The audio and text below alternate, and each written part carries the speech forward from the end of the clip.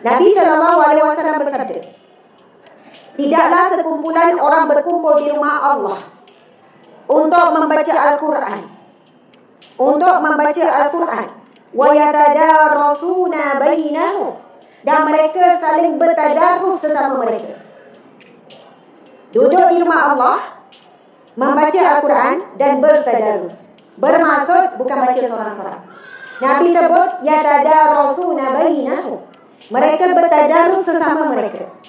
Illa nazalat alaihimus sakinah, kecuali akan diliputi ataupun diturunkan kepadanya sakinah, iaitu ketenangan. Ar-Rahmah, yang kedua rahmat. Wa haffathumul malaikah, dan dia akan dikelilingi para malaikat. Duduk tadarus nampak 2 orang je, tetapi rupanya malaikat sedang mengelilingi orang yang sedang bertadarus. Dan yang keempat, serta Allah akan menyebut mereka di kalangan para malaikat yang ada di sisinya. Masya Allah, Allahu Akbar. A'udzu billahi minasy syaithanir rajim. Wassalatu wassalamu ala asyrafil anbiya'i wal mursalin. Selawat dan juga salam buat junjungan agung Nabi Muhammad sallallahu alaihi wasallam, sebagai seorang nabi dan sebagai seorang rasul yang Allah pilih di kalangan manusia biasa. Dia angkat menjadi utusan dan perantaraan Allah untuk menyampaikan agama Allah dan segala syariatnya, untuk diterima oleh manusia sebagai cara hidup. Dan kita bersyukur kita lahir sebagai Islam. Kita lahir sebagai Islam dan membesar sebagai mukmin. Lahir Muslim, Islam. Masa kecil tak faham lagi apa itu Islam. Lalu ibu ayah kita dengan kadar kemampuan masing-masing. Orang kampung cara orang kampung, orang ada ilmu cara orang ada ilmu, ada orang tak ada ilmu, didik je lah anak. Ada yang besarkan je anak tapi tak mampu nak didik sebab tak ada ilmu. Walau bagaimanapun, asbab ibu bapa sama ada dengan kelebihan dan kekurangan yang ada pada mereka, yang kita lihat pada hari ini, alhamdulillah kita bukan hanya Muslim, kita semua juga diberi nikmat menjadi mukmin, iaitu orang yang percaya, orang yang beriman kepada Allah Subhanahu Wa Taala. Kalau tak ada iman, kita takkan datang rumah Allah ni. Sebab tetamu yang Allah pilih untuk datang ke rumahnya adalah orang-orang yang istimewa, orang-orang yang mulia. Muslimin muslimat sekalian, kita ni banyak dosa dan amalan pula sangat sedikit. Kita ni banyak lalai, kurang ingat. Kita ni lebih besar mencintai dunia, mencintai diri sendiri. Kurang sangat kalau kita nak cakap jujur, kita mencintai agama ini sampai kita sanggup berkorban dan berjuang untuk menyebarkan agama ini. Kurang dan sikit sangat kita berkorban demi Rasulullah. Dan kurang dan sikit sangat kita berjuang dan bersungguh-sungguh untuk akhirat, untuk syurga. Kita terleka dan terlalai dengan dunia yang begitu indah. Tanpa sedar ramai yang kelemasan dan karam dan lautan dunia yang begitu indah. Namun apabila Allah memilih kita pada saat ini menjadi tetamu Allah, duyufur Rahman, tetamu yang Rahman, untuk datang bertamu di rumahnya, masjid, tempat sujud, musalla, tempat salat. Walaupun asbab mungkin datang, Ustazah Asma datang nak jumpa depan-depan, sama tak dia dalam TikTok? Oh, nak tengok. Kok boleh selfie? Nampak kecil lah pula, ingat besar. Selalu orang cakap macam tu. Sebab dalam telefon kan dekat, nampak besar. Tiba-tiba bukanlah lebar sangat. Tapi ada juga yang kata sebaliknya. Saya ini kekal jadi asbab, tapi tujuan kita datang kena betul dan kena jelas. Kita semua datang kerana Allah. Maksud saya, bila kita datang ke rumah Allah saat ini, besarkan pemilik rumah ini, iaitu Allah. Jangan besarkan saya, jangan besarkan menu-menu. Itu adalah asbab ataupun sampingan. Sebab tujuan kita datang, kita akan dapat apa yang kita niatkan, apa yang kita tuju. Kita datang tujuannya adalah kerana Allah Subhanahu Wa Taala. Saya kembali kepada mukadimah tadi. Muslimat muslimin sekalian, dosa kita begitu banyak, kematian semakin dekat, tanda-tanda kiamat semakin jelas. Amalan masih kekal sama sedikit, tak istiqamah, semayang masih lambat, masih tak faham bacaan dalam solat, masih semayang laju-laju. Kalau kita nak muhasabah tu kita rasa tak layak langsung kita nak dapat syurga Allah. Tapi kita tidak akan sanggup dan mampu untuk menahan neraka Allah Subhanahu Wa Taala. Namun pada saat ini, wahai ibu ayah, muslimin muslimat sekalian, apabila Allah masih memilih kita, nama roh jasad kita, untuk berada di sini pada saat ini, sedarlah bahawa kita sedang diberi nikmat yang terbesar. Melebihi daripada nikmat kita masih hidup. Sebab tak guna masih hidup kalau kita tidak dipilih untuk berada di jalan sebagaimana yang Allah tetapkan pada saat ini. Melebihi daripada nikmat makan, nikmat minum, nikmat boleh berpakaian cantik, nikmat ada suami yang baik, nikmat ada anak-anak yang baik dan sebagainya. Sebab banyak sabda Nabi, antaranya Nabi bersabda, "Man salaka tariqan yaltamisu fihi ilman sahalallahu lahu tariqan ila jannah." Barang siapa yang menempuh perjalanan menuju ke majlis ilmu, maka Allah akan permudahkan baginya jalan ke syurga. Kita bukan siapa-siapa, tapi kenapa Allah pilih kita ni untuk datang majlis ilmu pada hari ini, pada saat ini? Kita bukan siapa-siapa, banyak dosa dan sebagainya, tapi Allah pilih. Allah sedang memudahkan kita semua untuk ke syurga. Dan ini adalah satu nikmat yang sangat tinggi nilai dia. Saya sebut ni secara penekanan ni sebab ramai yang tak perasan. Kita duk kerja nikmat itu, nikmat ini, kita duk rasa kita orang bukan yang bernasib baik. Oh, untunglah orang tu rumah pasal ada homestay, si ada kolam. Oh. Kita tidak sedar bahawasanya Allah beri nikmat yang lebih daripada itu. Apabila kita dipilih untuk belajar dan berterusan menuntut ilmu, tuntut ilmu ini minal mahdi ilal lahdi, daripada buayan sampailah ke liang lahat. Siapa yang berhenti menuntut ilmu, dia kata, oh makcik dah 60 dah, 70 dah, 80, gila orang muda belajar, cik belajar pun tak ada apa dah nak belajar, dah belajar dah semua. Ataupun main cucu lah, tak apalah. Orang ajak hujung minggu datang kuliah pun, tak apalah, pergilah, tak laratlah nak duduk lama-lama. Siapa yang berhenti menuntut ilmu, hadir majlis ilmu, dia sedang menutup cahaya untuk dirinya. Sebab Nabi sebut, al-ilmu nurun, ilmu adalah cahaya. Sebab itu perintah menuntut ilmu adalah wahyu yang pertama, Iqra. Bacalah, Bismi rabbikal ladzi khalaq, dengan nama Tuhanmu. Baca ni, baca apa? Ilmu. Tapi hari ni kita duduk baca WhatsApp tak berhenti-henti. Tapi ustazah ada ilmu, alhamdulillah. Tetapi mungkin portion ilmu sikit je. Mungkin 10%, 5%. Yang lain tu tak habis-habislah. Baca isu viral, baca isu tu, cerita artis, begini-begini. Kan main bersungguh baca. Tapi bila disebarkan ilmu, kita scroll laju-laju je. Ini ujian umat akhir zaman. Tidak merasakan bahawa harta yang paling mahal adalah ilmu. Mustahil kita nak kenal Allah tanpa jalan ilmu. Mustahil untuk kenal Nabi tanpa jalan ilmu. Subhanallah. Sebab itu, menuntut ilmu, menyampaikan ilmu adalah satu kewajipan dan satu jihad. Siapa meninggal dalam proses tersebut, maka dia syahid. Allahu Akbar. Subhanallah. Jadi syukur. Terima kasih pada penganjur. Bulan-bulan Aidilfitri, Raya pun buat majlis ilmu. Pihak masjid nazir pada ustaz yang di belakang tabir, fikir. Tak boleh buat pengisian, ajak makan-makan je, nak wujudkan ukhuwah silaturahim dalam kalangan orang kampung. Fikir nak buat juga pengisian. Sebab Aidilfitri banyak pengisian perut je kan. Tetapi alhamdulillah Allah kumpulkan kita di sini hari ini. Moga-moga pihak penganjur bersusayah di sebalik tabir ini Allah berikan sebesar-besar ganjaran. Amin ya rabbal alamin. Terutamanya syurganya buat kita semua juga. Alhamdulillah, subhanallah. Antara hadis Nabi yang lain, Nabi bersabda, sesungguhnya para malaikat menaungi dengan sayapnya kepada penuntut ilmu, dan binatang yang berterbangan, ikan-ikan di lautan, bahkan serangga-serangga yang kita tak nampak, yang kecil, memohon ampun dan mendoakan para penuntut ilmu. Kalau baca bab ilmu, dia banyak buku khas berkenaan kelebihan fadilat tuntutan berkenaan dengan ilmu. Masya Allah, Allahu Akbar. Datang pula masjid, rumah Allah.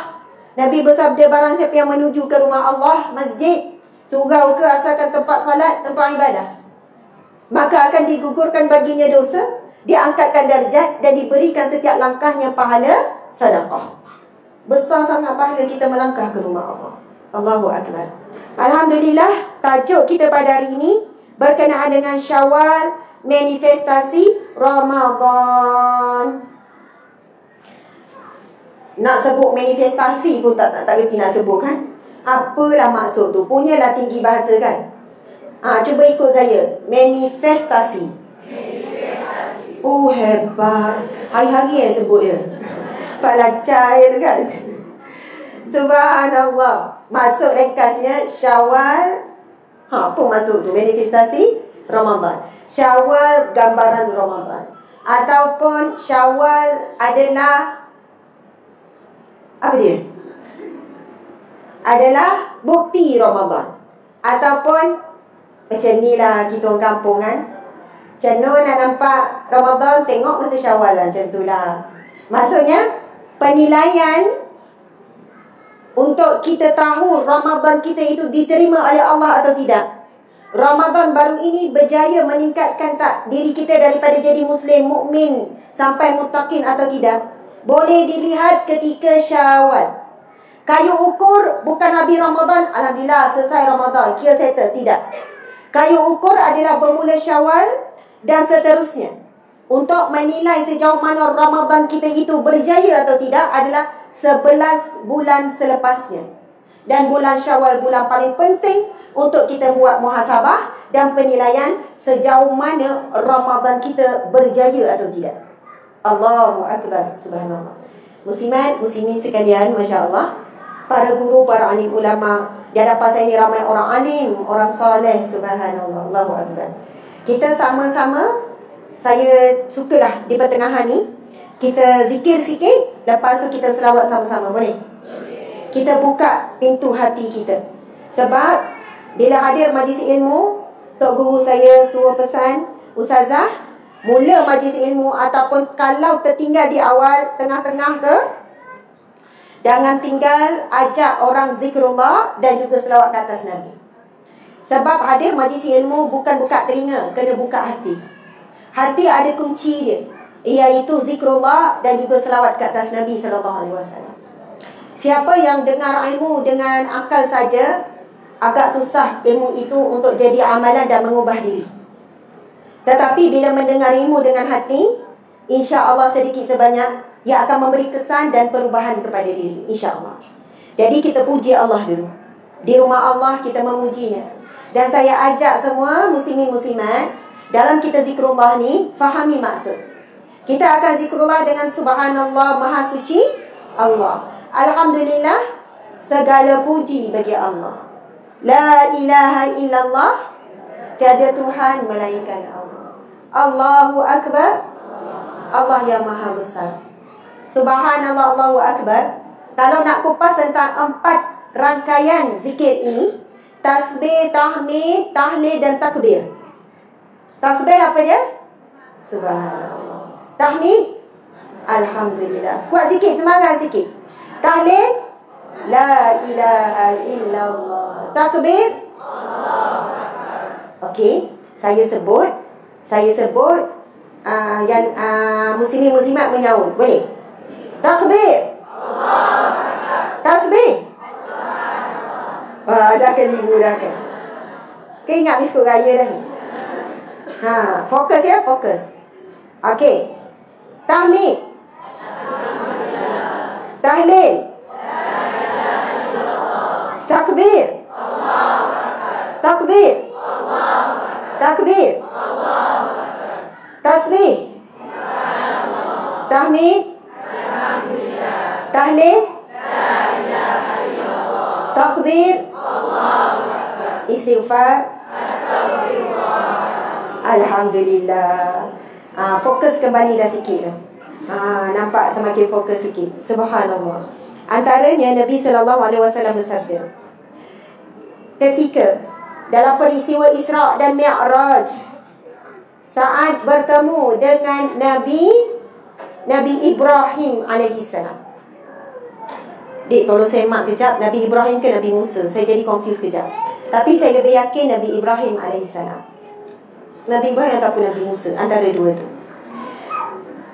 Lalu antara Nabi Ibrahim atau Nabi Musa ini menyampaikan kepada Nabi Muhammad SAW, wahai Muhammad, sampaikan salamku buat umatmu dan katakan kepada mereka bahawasanya syurga Allah itu tanahnya subur. Tanahnya subur dan tanamannya adalah kalimah subhanallah walhamdulillah wala ilaha illallah wallahu akbar. Siapa yang ucapkan kalimah ini dengan khusyuk, dengan ikhlas, dengan faham maksud daripada hati, bukan zikrullah pada lidah sahaja, Nabi Ibrahim alaihissalam. Bermaksud setiap kali kita sebut zikir ini, kita sedang menanam tanaman di syurga. Tanaman kita sudah ada di syurga. Mudah-mudahan asbab itu kita akan bertemu dengan tanaman kita. Bagaimana kita nak bertemu dengan tanaman kita? Akhirnya Allah pilih kita untuk masuk ke dalam syurga. Sebab dah ada tanaman siap-siap yang kita tanam daripada dunia. Allahu Akbar. Dalam hadis yang lain, Nabi bersabda, barang siapa setelah salat, lalu dia membaca zikir Subhanallah 33 kali, Alhamdulillah 33 kali, Allahu Akbar 33 kali, dan menyudahkan dengan la ilaha illallah wahdahu la syarikalah, lahul mulku wa lahul hamdu wa huwa ala kulli syai'in qadir, Allah akan mengampunkan segala dosa-dosanya walaupun sebanyak buih di lautan. Hadis yang sahih. Kenapa Nabi berikan gambaran sebanyak buih di lautan? Sebab buih di lautan tak boleh dikira, pertama. Yang kedua, laut tidak pernah berhenti berbuih. Tak pernah berhenti, kerana ombak sentiasa ada. Begitulah diri kita, terlalu banyak dosa, ibarat laut dan ibarat buih, tidak pernah berhenti melakukan dosa. Tapi siapa yang istiqamah, setiap kali lepas solat fardu, penat ke, letih ke, tengah mengajuk ke, tengah sedih ke, tengah boring ke, tengah tak ada semangat ke, tapi lepas solat, dalam keadaan nak cepat ke, dia tetap tidak tinggalkan. Walaupun sambil-sambil kemas kais semayang sambil jalan, Subhanallah 33 kali, Alhamdulillah 33 kali, Allahu Akbar 33 kali, dan sudahkan dengan la ilaha illallah. Nabi kata mencukupkan semuanya 100 kali. Bukanlah la ilaha 1 kali, 33 dia campur sekali la ilaha wahdahu la syarika sampai habis. Sekali saja, jadi semuanya 100. Akan diampunkan segala dosa walaupun sebanyak buih di lautan. Saya sebenarnya dah masuk tajuk dah tu. Antara amalan yang kita kena istiqamah selepas Ramadan adalah amalan zikrullah. Kita tak kuat nak buat ibadah kuantiti jumlah macam di bulan Ramadan. Sebab kita tahu bulan Ramadan auranya berbeza. Tetapi sekurang-kurangnya kita mampu untuk istiqamah beberapa amalan. Jangan sampai tak ada amalan istiqamah. Semua sederhana, sedang-sedang. Masa buat, tak buat. Sampai tak ada pun kalau ditanya, apa amalan yang istiqamah? Apa maksud istiqamah? Setiap hari tak pernah tinggal. Kecuali sakit, kecuali mati. Kalau kita tidak ada amalan yang istiqamah, jangan mati lagi. Jangan mati lagi. Macam mana Ustazah? Maksudnya takutlah untuk mati. Bimbang tidak ada amalan yang akan berhujah di hadapan Allah kelak. Tidak ada amalan yang mampu menjadi peguam bela. Buat tapi tak ada istiqamah. Sebab itu istiqamah perlu mujahadah, kesungguhan, dan perlu tadhiyah, iaitu pengorbanan. Sakit, buat juga. Perjuangan, pengorbanan. Dan istiqamah ini Nabi dah pesan. Nabi kata amalan yang paling dicintai oleh Allah, walaupun sedikit, tapi istiqamah, berterusan. Subhanallah, ini yang paling susah. Bulan Ramadan hari itu, kita setiap pagi tadarus. Ada ketua, ada yang urus semangat. Bulan Syawal seterusnya langsung tak ada tadarus. Tunggu Ramadan. Apa salahnya diteruskan walaupun seminggu sekali? Bulan Ramadan buat setiap hari, tapi bulan lain buat seminggu sekali. Pagi Sabtu ke? Pagi Jumaat ke? Maksudnya di sini, kalau tak mampu sebanyak bulan Ramadan, tapi tetap istiqamah, tetapi dijarangkan. Subhanallah. Tinggal orang hadir ke tak nombor 2. Tetapi yang memegang jawatan, yang telah diberi kepercayaan, sudah dikenali dengan masyarakat, teruskan perjuangan. Mula-mula mungkin tak ada orang, tetapi lama-lama akan ada orang-orang yang Allah bukakan pintu hati untuk mencari amalan istiqamah. Kongkang seminggu sekali pergi hadir tadarus. Subhanallah, Allahu Akbar. Kita tidak pernah bertemu dengan Nabi, tidak pernah melihat wajah Nabi. Kita tidak ada kesempatan itu di dunia. Tetapi kita tidak pernah berhenti berhubung dengan Nabi melalui selawat dan juga salam. Kita tidak pernah berhenti berkomunikasi dengan Nabi melalui selawat dan salam. Dan hubungan rindu dan kasih umat kepada Nabi akan bertaut kembali di akhirat kelak. Mudah-mudahan kita semua akan bertemu dengan Nabi Muhammad sallallahu alaihi wasallam. Allahu akbar, Allahu akbar. Alhamdulillah. Subhanallah, muslimin muslimat, masa diberikan pada saya sampai pukul 11. Jadi lebih kurang 10 minit lagi. Macam baru mukadimah kan? 1 jam. Sampai pukul 11. Sebab ada majlis Aidilfitri pula. Dan katanya kat kampung ni ada 30 rumah terbuka hari ni. Betul ke? Tak tahulah 30 tolak kosong jadi 3 ke, wallahualam. Masing-masing ada majlis kan? Masing-masing ada kenduri lah, apalah. Saya pun ada program seterusnya pukul 12.30. 12.30? 10? Pukul lebih kurang dalam pukul 12. Maksudnya saya pukul 11.30 paling lambat saya kena bergerak. Ya, pukul 12.30 di Cyberjaya. Lepas tu ke Gombak pula. Jadualnya tu sampai maghrib ataupun malam lah baru sampai ke rumah. Bukan rumah-rumah terbuka, bukan, tapi program. Jadi subhanallah, lusa akan pergi ke Syria dan Turki untuk misi yang gempa bumi hari tu. Lepas tu saya minta juga dengan yang menguruskan, boleh tak lagi jalan sikit dekat Turki yang ada belong-belong besar tu. Saya tu dia beritahu tak ada ustazah, jadual dah penuh, ke kem-kem pelarian tu je. Jadual dah penuh, ustazah tak sempat pun nak pergi dan tempat itu jauh. Jadi ceritanya memang akan pergi untuk gerak kerja kemanusiaan dan gerak kerja dakwah. Lepas tu terus sambung, terus pergi ke Madinah 2 hari, Mekah 2 hari. Tunaikanlah umrah sebab subhanallah, ya, kena cari semangat dari dulu sangat kepada Nabi SAW. Saya doakan yang hadir di sini, muslimin dan muslimah, Allah berikan rezeki ya Allah. Ya Allah, rizkikanlah ya Allah kepada hamba-Mu, kepada umat Nabi Muhammad yang merindui Nabi ya Allah, untuk menjadi tetamu-Mu ya Allah, untuk menunaikan umrah dan haji ya Allah. Ya Allah, berikanlah kami kekuatan untuk berjimat dan berhemat dalam menguruskan rezeki dan harta-Mu, sehingga boleh terkumpulnya belanja untuk ke tanah suci-Mu ya Allah. Ya Allah, kami mohon ampun daripada-Mu kerana adikkan kami yang lalai dalam mengutamakan urusan-urusan dunia berbanding urusan untuk ziarah ke Madinah dan Makkah menunaikan umrah dan haji ya Allah. Ya Allah, ampunilah kelalaian kami ya Allah. Jadikanlah kami hamba-Mu ya Allah yang tahu menguruskan harta benda, sehingga akhir harta itu barakah dan kami dapat bertemu dan menziarahi Nabi-Mu ya Allah. Amin ya rabbal alamin. Subhanallah. Saya sebut begitu muslimin muslimat sebab ramai yang tak dapat dan tak mampu, tak sampai dan tidak menunaikan rukun Islam kelima. Yang kita bimbang bukan sebab betul-betul tak mampu, tetapi kerana lalai dalam menguruskan rezeki dan harta yang Allah beri. Duit habis kepada tempat yang tak sepatutnya, bukan keperluan terdesak, kepada dunia, kepada hawa nafsu yang tak pernah berhenti. Akhirnya belanja untuk menunaikan haji tak pernah cukup.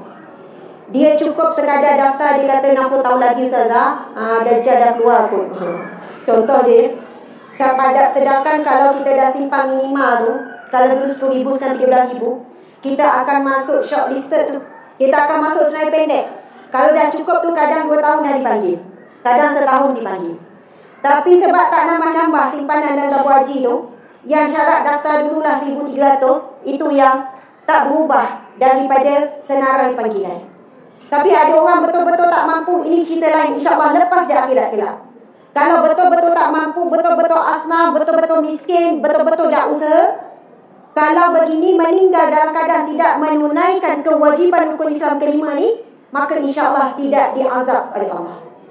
Tetapi yang kita bimbang sebenarnya bukan tak mampu, tapi tak betul-betul mahu.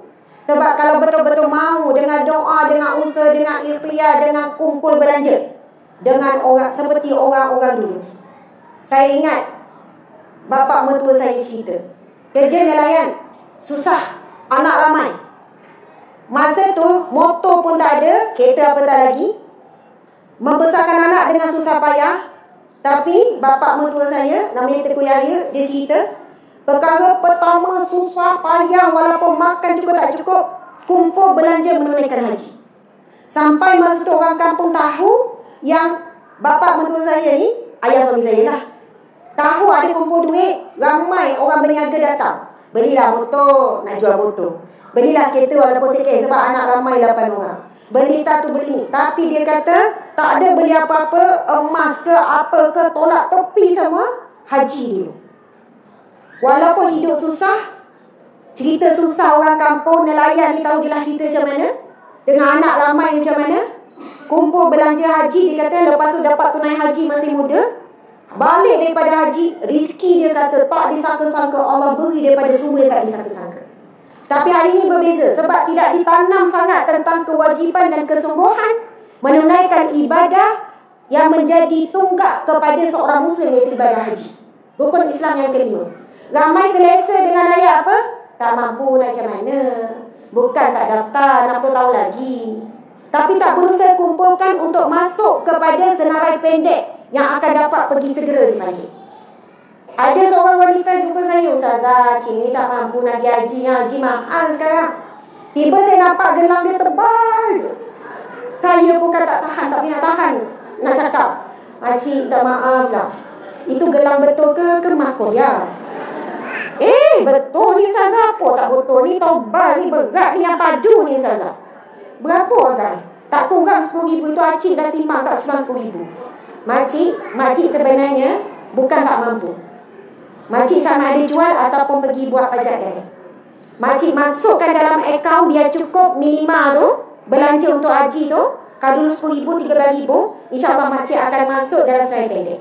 Kalau makcik tak buat macam ni, saya bimbang kalau mati meninggal bukan di kalangan orang tak mampu, tapi orang yang tak kuat mahu untuk tunaikan haji.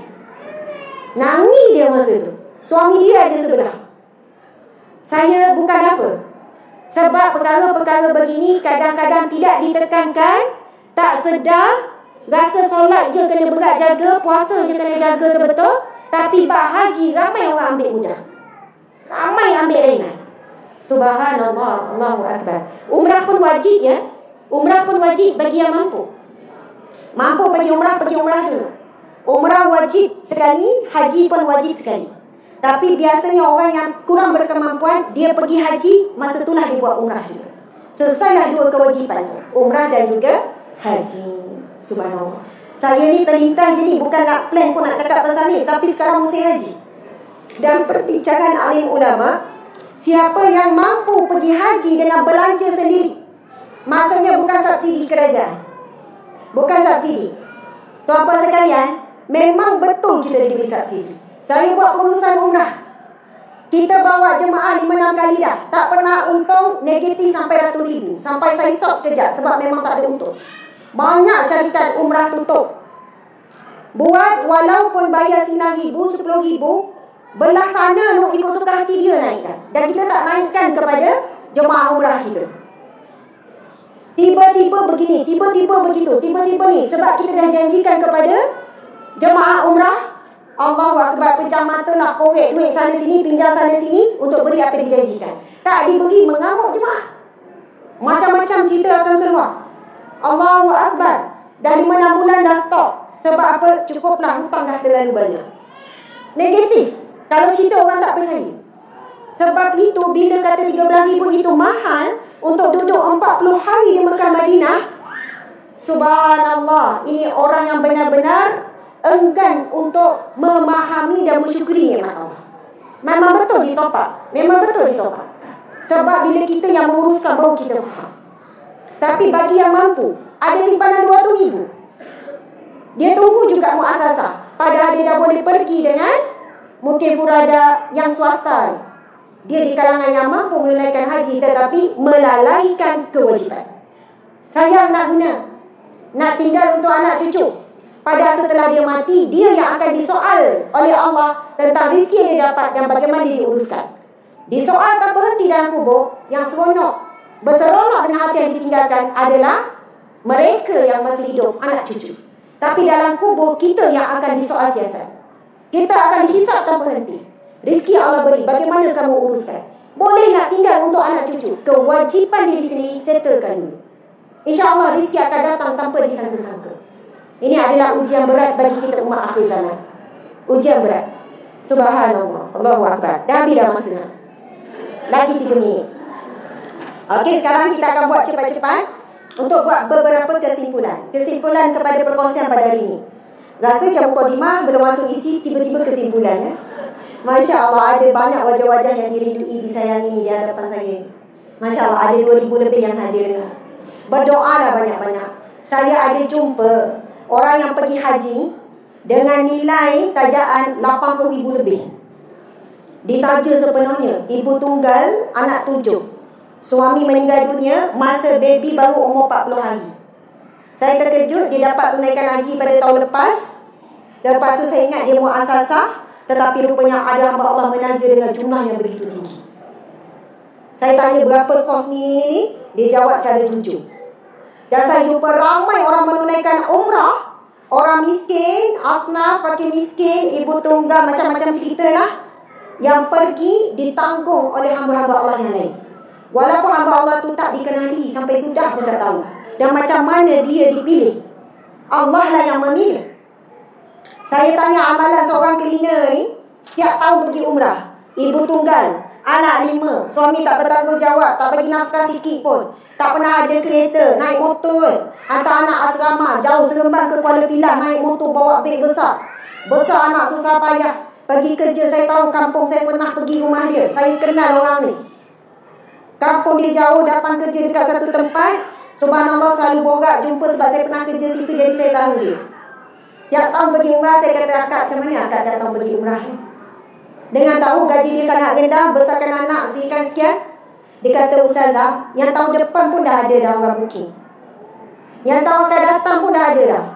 Maksudnya, saya tak tahulah ustazah. Tahun ni memang dah ada orang nak tanya saya.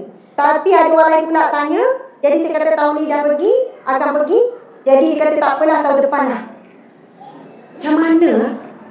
Lepas tu saya tanya, apa amalan akak? Dia kata, ustazah, setiap kali lepas solat, akak akan talbiyah. Labbaik Allahumma labbaik.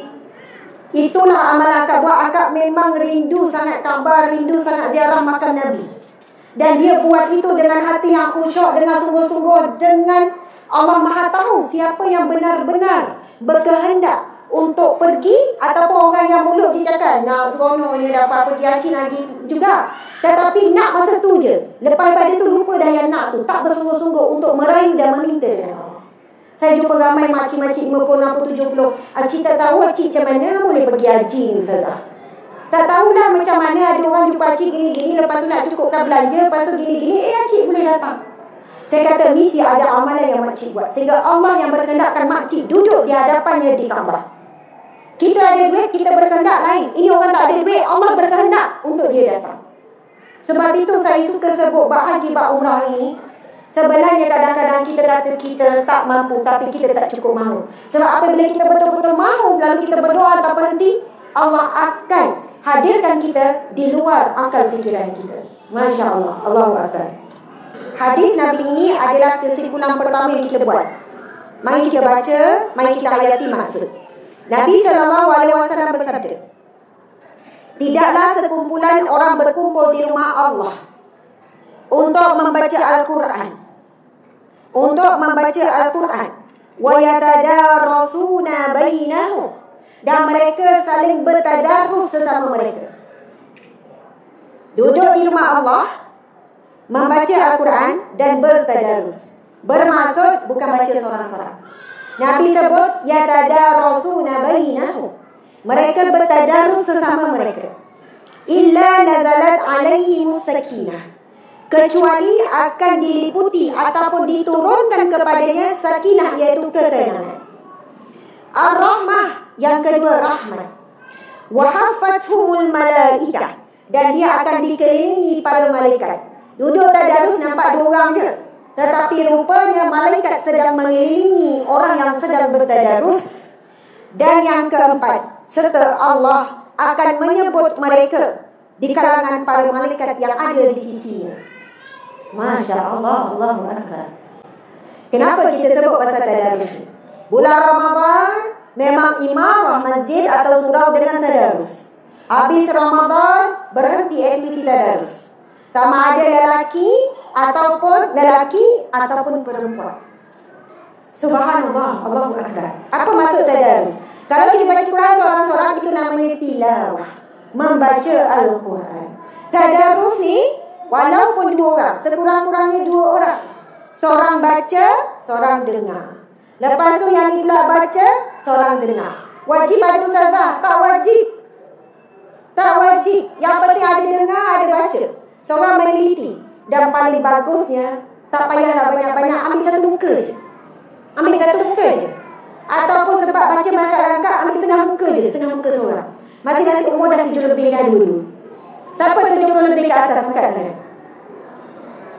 Subhanallah, angkat tangan aku 7 lebih. Nampak macam 17. Masya Allah. Kalau dari jauh dan sekilas pandang lah. Kalau tengok betul-betul, betul 70. Senyum pun dah lain macam lah. Siapa umur 60 lebih ke atas? Masya Allah, nampak muda lagi belaka ni.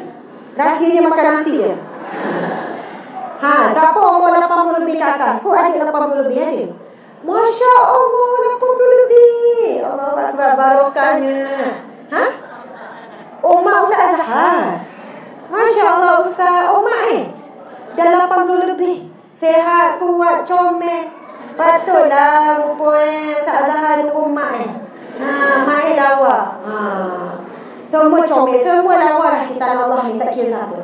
Nabi SAW bersabda, di antara tanda-tanda keberkatan pada seseorang itu adalah panjang umurnya dan berkekalan dalam keadaan baik. Itu menunjukkan seorang itu ada barakah. Ada orang ustazah nak salam ambil barakah, saya kata saya tak ada barakah. Tapi kalau kita jumpa orang tua yang berjaga umur, lepas tu dia masih dalam istiqamah, nampak jalan kebaikan, tutup aurat, elok, buat ibadah, sebab ada ramai orang umur 60-70 masih jauh dengan Allah.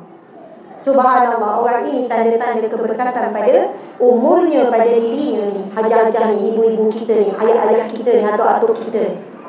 Masya Allah, Allah Akbar.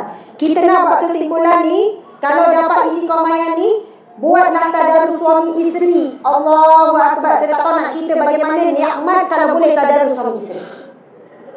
Ustazah, tapi tak buat dekat masjid, buat kat rumah. Masjid macam mana nak kumpul? Kan takkan duduk sebelah-sebelah nasi. Comel dah budak nampak Haji duduk sebelah, nasi kat lubang. Rupanya suami duduk sebelah. Kalau kat masjid susah sikit, tapi boleh je kat luar kan. Kat beranda ke, suami isteri lepas mayat, elok 2 orang tu kat beranda. Rupanya duduk tadarus. Subhanallah, Allahu Akbar. Banyak masalah rumah tangga boleh selesai bila suami isteri tadarus. Tak dapat buat masjid, buat kat rumah. Masa diambil lebih kurang dalam 10 minit tak sampai. Isteri baca setengah muka surat, suami dengar. Suami pula baca, isteri dengar. Lepas tu sadaqallahul azim. Kalau tak sempat nak baca terjemahan. Rahmat Allah turun, para malaikat duduk bersama dalam majlis tadarus tersebut. Dan yang pertama Allah turunkan adalah ketenangan, Allah turunkan rahmat, dan Allah menyebut pasangan ini yang saling bertadarus ini di hadapan para malaikat. Ini hamba-Ku yang sedang bertadarus. Nak kata besar sangat pahala tadarus. Saya cakap ni gusbam, orang kampung panggil gusbam. Apa maksudnya? Naik gunung Roma, naik gunung Roma. Pengalaman saya handle masalah rumah tangga, masalah teruk macam mana, bila saya kata kalau betul nak berubah, betul nak selamatkan rumah tangga, betul Ustazah. Saya daripada pesan jaga solat, kedua saya kata tadarus suami isteri. Kat rumah pun tak apa.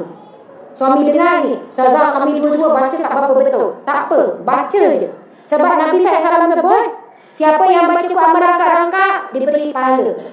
Pahala yang sangat besar. Membaca Al-Quran laju, maksudnya lancar, diberikan 2 pahala. Sorry. Barang siapa yang membaca Al-Quran merangkak-rangkak, diberi 2 pahala. 1 pahala baca Quran, kedua pahala berusaha sungguh-sungguh susah payah baca Quran. Dan siapa yang lancar, Nabi kata, siapa yang lancar membaca Al-Quran dengan sedapnya, dengan makhraj betulnya, diangkat kedudukannya seperti para malaikat. Tinggi kedudukan orang yang baca lancar. Sebab itu tolonglah kita belajar Al-Quran sampai mati. Bukan sampai dah boleh baca, berhenti dah mati itu belajar. Sebab Nabi sebut, khairukum man ta'allama al-Quran wa 'allamahu. Sebaik-baik kamu adalah orang yang belajar Al-Quran dan mengajar. Tak mampu mengajar, jadi orang yang belajar. Mati dalam keadaan belajar Al-Quran. Allahu Akbar, subhanallah. Muslimin muslimat mati Allah sekalian, siapa yang dua-dua pun gagak-gagak baca Quran, hari-hari buat, Allah yang maha penyayang, maha pengasih, Allah akan lembutkan lidahnya. Sebenarnya Al-Quran ni dia jadi gagap apa sebab lama tak baca. Kalau hari-hari baca, lidah tu Allah akan lembutkan. Allah akan buka belenggu yang mengikat lidah. Akhirnya semakin lama semakin sedap, semakin bagus sebutan, makhraj semakin tepat. Betul ke betul? Betul sebenarnya. Subhanallah, Allahu Akbar. Masya Allah. Jadi kesimpulannya, penutup. Banyak ni ibadah yang ditutup bulan Syawal. Satu lagi lah saya sebut, satu lagi ya. Saya tahu masa dah habis. Janganlah marah saya. Alah baru lebih 10 minit. Boleh ya? Pertama, tadarus. Kita teruskan walaupun di rumah dengan anak-anak, walaupun setengah muka surat. Walaupun tak dapat satu muka surat, dapat setengah muka surat, tapi tadarus. Maksudnya tadarus sangat dituntut. Sebab dia mewujudkan satu majlis. Para malaikat akan turun bersama. Nampak dua raja, rupanya dikelilingi baman malaikat. Kalau Allah buka hijab, mesti kita tak boleh baca. Wih, siapa ramai? Tapi Allah tak buka hijab. Tapi yakin apa yang Nabi sebut. Ini hadis sahih. Siapa yang bertadarus, malaikat sedang mengelilingi orang yang bertadarus. Lepas tu Allah turunkan ketenangan. Rumah tangga duk bergaduh-gaduh, turun sakinah, ketenangan. Dan Allah turunkan rahmat. Rahmat ni masuk apa? Rezeki, kasih sayang, pengampunan, kesihatan, anak-anak soleh dan soleh. Umum rahmat melangkumi semua. Masya Allah. Selesai bab tadarus. InsyaAllah semangat ya. Saya pun muhasabah diri juga ni. Lama juga tak tadarus dengan suami sendiri. Subhanallah, asyik tadarus dengan isteri orang je. Maksudnya yelah, dengan kadang tu dijemput untuk memimpin tadarus lah apa kan. Subhanallah, bila ingat ni, bila time buat istiqamah siap pagi lepas subuh tadarus kejap, memang kita akan rasa kerukunan rumah tangga tu sangat berbeza. Bergaduh tu jadi macam jarang sangat. Merajuk pun jarang sebab tak ada sebab nak merajuk. Rupanya selama ini kita asyik gaduh, asyik merajuk, asyik salah faham tu bukan sebab dua-dua, tapi disebabkan dua-dua jauh daripada Allah. Bila kita dekat dengan Allah, dia macam ni ya. Allah di tengah, dua-dua menuju kepada Allah, akhirnya saling bertemu. Dia semakin dekat, sentiasa dekat. Tapi kalau seorang je bertemu dengan Allah, yang ni melencong, bertemu tak ni? Tak. Dia bertemu je, tapi tak saling bertemu. Jadi dia macam piramid, dua-dua tadarus, dua-dua saling bertemu. Allah akan selesaikan masalah-masalah lain. Allah akan lindungi daripada syaitan yang nak merosakkan hubungan suami dan anak-anak, suami isteri dan anak-anak. Allahu Akbar. Yang kedua, kita kena nekat selesaikan puasa 6. Hari ni berapa Syawal? 12 Syawal. 15 Syawal. Ada orang dia kata, Ustazah, saya tinggal 6 hari je lagi nak puasa 6. Bila tanya berapa lagi baki, ada lagi 6 hari Ustazah, 6 hari je. Maksudnya belum mula lagi. Nabi SAW bersabda, puasa 6 itu ibarat seperti puasa selama setahun. Dan sebagai ulama dia buat kiraan begini. Puasa di bulan Ramadan kan 30 hari. 30 kali 10 jadi 300. Bila tambah 6 hari di Syawal, 6 kali 10 jadi berapa? 60. Ni selalu kalkulator sampai malah nak congak. 6 kali 10 jadi 60. Tadi 300 kan? 300 campur 60 jadi berapa? 360. Itu adalah betul-betul menyamai tahun hijrah. Tahun hijrah setahun memang 360. Tahun Masihi jadi 365, kadang berubah jadi jumlah lain. Tapi tahun Qamariyah, tahun hijrah memang kekal tetap. Hampir memang tetap selalu 360. Sebab itu dikatakan siapa yang menyempurnakan puasa 6, maka dia diberikan pahala umpama berpuasa selama setahun. Dan memang ada Nabi yang Nabi ada sebut, setiap kali berpuasa itu digandakan 10. Kita puasa bulan Ramadan itu sehari je, tapi sebenarnya digandakan umpama berpuasa selama 10 hari. Dan bila Syawal pun satu hari mewakili 10 juga. Jadi sebab itu Nabi kata puasa 6 hari bulan Syawal ibarat kamu berpuasa sepanjang tahun. Walaupun ada hari makan tak berhenti, tapi kita tetap diberi pahala umpama kita berpuasa pada hari tersebut. Jadi kena semangat puasa 6. Sampai ada baki 6 hari lagi tu, bolehlah mula ya sedari. Subhanallah. Yang ketiga, jangan tinggalkan solat sunat rawatib. Pilihlah mana-mana solat sunat rawatib kita istiqamah. Ramai yang mampu istiqamah solat 2 rakaat sebelum subuh. Kerana dia lebih besar daripada dunia dan isinya. Tak tahulah banyak mana, kalau mampu isi koma yang tu pun dah cukup baik sangat. Tapi saya nak bacakan sebuah hadis Nabi. Nabi bersabda, hadis sahih, siapa yang mengerjakan solat sunat sebanyak 12 rakaat dalam sehari semalam. Berapa rakaat? 12. Iaitu solat sunat rawatib, solat sunat sebelum dan selepas. Akan dibangunkan untuknya istana di syurga, rumah di syurga. Kita tengok rumah orang besar, besarnya rumah. Saya nak tengok dalam rumah. Wow, 3 tingkat mesti ada lift ni. Nampak macam ada kolam. Contohlah ya, kita nampak rumah orang kan. Saya sebut macam ni kan. Sorry lah saya fokus sebab kita kadang-kadang tengok, kalau kita tengok apa yang indah di dunia, kita terus kena kaitkan dengan syurga. Tak apalah rumah kita kecil, kita ada rumah, insya-Allah rumah kita istana nanti kat syurga. Kita nampak kita orang bagus, kita orang nak bergerak pun sampai tak timbang, sampai tak apalah, nanti tak ada kenderaan di syurga. Terus tutup perasaan sedih, pilu, rasa macam kurang nasib baik, perasaan mungkin cemburu ke apa, terus beri gambaran nikmat syurga. Itulah penawarannya. Kalau dapat di dunia, alhamdulillah. Kalau tak dapat, pasti dapat dengan sabar dan redha di syurga. Tapi amalan ini Nabi sebut akan dibina rumah ataupun istana di syurga, amalan 12 rakaat setiap hari. Apanya Nabi sebut? 12 rakaat itu adalah 4 rakaat sebelum zuhur dan 2 rakaat setelah zuhur, 2 rakaat setelah maghrib, 2 rakaat setelah isya dan 2 rakaat sebelum subuh. Cukup tak 12 tu? 2 rakaat subuh campur 4 rakaat sebelum zuhur, campur 2 rakaat selepas zuhur, campur 2 rakaat selepas maghrib, campur 2 rakaat selepas isya. Yang paling berat nak buat 4 rakaat sebelum zuhur. Dah zuhur 4 rakaat, nak 4 rakaat sunat. 4 campur 4 zuhur, campur 2. 10 rakaat nak semayang. Waktu yang paling susah dan kemuncak. Betul tak solat paling berat zuhur? Panas tengah hari, kadang tengah lapar, kadang lebih kenyang dan ngantuk. Dan waktu tu paling sibuk. Paling sibuk. Kalau orang bekerja ke apa, rehat 1 jam je, nak beralih daripada terang siang kepada petang. Waktu yang huru-hara tengah atas jalan, macam-macam lah cerita. Bukan senang. Nak dapat solat 4 rakaat zuhur tu pun dah bagus lah. Tapi siapa yang mampu buat, Allah akan bina istana di syurga. Tunggu dia mati, dah ada rumah dah kat syurga. Allahu Akbar. Saya rasa sekadar itulah tuan-puan muslimin muslimat perkongsian kita pada hari ini. Yang penting daripada apa yang kita muhasabah, apa yang kita kongsikan, ilmu yang sampai kepada telinga tu turunlah kepada hati. Dalam banyak-banyak ilmu tadi tu kena tangkap beberapa perkara sampai rumah, sampai kita bincanglah. Bang, macam mana dengar Ustazah sebut tadi tu pasal sekian-sekian. Kalau boleh bincang dan boleh luar, boleh muhasabah tu, kira ilmu itu dah turun ke hati dah tu. Tapi kalau keluar tak ada apa-apa, macam biasa. Yelah, kita akan jumpa kuih, saya tahu kan. Jangan sampai tak makan kuih, duduk susah hati, jangan. Kalau tak dapat, banyak sangat Ustazah cakap. Ambillah yang zikir istiqamah subhanallah walhamdulillah, wallahu akbar ataupun wala ilaha illallah wallahu akbar tu. Bawa balik yang tu pun, pilih mana-mana yang nak dibawa balik. Dan ingat, Allah mencintai satu amalan walaupun sedikit, tapi istiqamah. Tapi saya rasa ada orang yang dapat semangat nak teruskan amalan tadarus. Sebab baru tahu punya malaikat akan mengelilingi orang yang tadarus.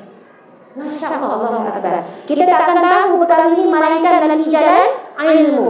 Allah yang jemput kita dan kita berterima kasih kembali kepada Allah Subhanahu wa taala. Semoga Allah kurniakan kesihatan, Allah kurniakan umur yang panjang dalam keberkatan. Ya Allah kurniakan kepada kami rezeki-Mu yang melimpah ruah, ibarat seperti air zam-zam yang tidak pernah berhenti. Rezeki yang barakah yang Kau ridha ya Allah. Kurniakanlah buat kami ya Allah zuriat keturunan yang saleh dan salehah. Kurniakanlah buat anak cucu kami pasangan yang saleh dan salehah. Jadikanlah pasangan kami ya Allah, suami kami suami yang saleh, yang memimpin kami ke syurga-Mu ya Allah. Dan jadikanlah kami ya Allah para isteri yang salehah, penyejuk hati dan penyejuk mata buat suami kami ya Allah. Jadikanlah kami ya Allah ibu yang misani, bapa yang misani, yang boleh jadi contoh yang baik buat anak-anak ya Allah. yang kami tidak akan berhenti mendidik anak-anak cucu kami walaupun kami sudah tua, ya Allah. Ya Allah, sebagaimana Engkau kumpulkan kami di rumah-Mu dan di taman syurga-Mu ini, ya Allah, kumpulkan kami kembali di syurga-Mu, ya Allah. Kumpulkan kami bersama dengan Rasulullah, bersama dengan para salihin, ya Allah. Ya Allah, kurniakanlah kami husnul khatimah, kematian yang baik, ya Allah. Kematian dalam dapat mengucapkan la ilaha illallah Muhammadur Rasulullah. Ya Allah, jadikanlah ahli qaryah, khususnya ahli qaryah kampung Ceting ini, ya Allah, dan khususnya kepada para lelakinya, ya Allah, untuk istiqamah salat berjemaah di masjid, ya Allah. Bukakanlah pintu dan hati dan kaki mereka untuk melangkah, ya Allah, ke rumah-Mu untuk imarah, ya Allah. Kerana di antara golongan yang akan mendapat naungan Allah di akhirat kelak, ya Allah, mereka yang dekat hatinya dengan masjid. Begitu juga buat para wanita yang sudah ada kelapangan dan kemudahan untuk istiqamah juga, ya Allah, salat di masjid, ya Allah.